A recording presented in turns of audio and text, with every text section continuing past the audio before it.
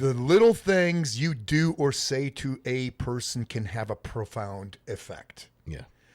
It's just a quick anecdote because it has to relate somewhat to what we're talking about right now. The other day I was sitting at the pub with Rebecca, and a guy pulls up that we know he's a chef at a nice restaurant in town, and he looked sad.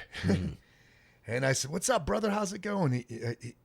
He says, "I'm not having a good day." I said, "Well, what is it?" His girlfriend had an affair. You know, I said, "Well, stand by real quick. Let me get you a drink. What do you drink? JMO and ginger." All right, I'll be right back. So brought that out to him, and then I went around the table, and I says, "You know what? I guarantee you, there was 4 of us there." I said, "This has happened. You're not alone there. Sure. This has happened to every single one of us."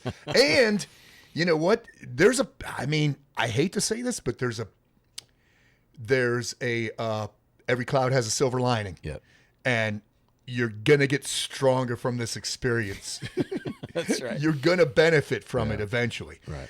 But we just chatted. He slugged that drink down. The way he walked away from that was a completely different person than how he arrived. Yes. I mean, he was pepping his step, bouncing to his car, you know, and the point was he was on the road to correcting more than just that. Sure. You know, because now he had this good positive mental attitude. Right.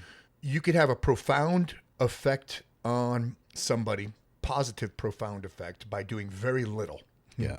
Yeah, and just because, again, you can give them, and now it doesn't last forever. Right. You know, the next day, it's like we used to talk about this in church, where you could hear a message and it really inspired you, helped you to forget your problems for a little bit. The problem was your problems were driving a Ferrari and you were driving an old Ford because they were waiting on you when you got home. Yeah, right? right.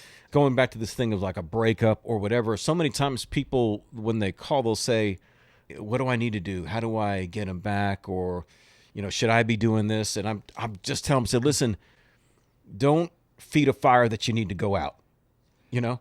Oh, yeah. Good. And so the shift has to change to something else. And so I love what you just said there, you know, because it did. You could see the end result, and just because nothing circumstantially changed in his life. Right. Nothing.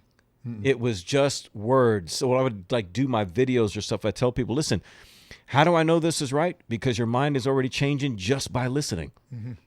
Your circumstances didn't change, but you feel a little stronger. Yep. You got some perspective on things. That's one thing about pain. It sucks you into the moment and you lose sight of the big picture. That's how you get frustrated, angry. It's whenever you lose sight of that big picture, you know, especially.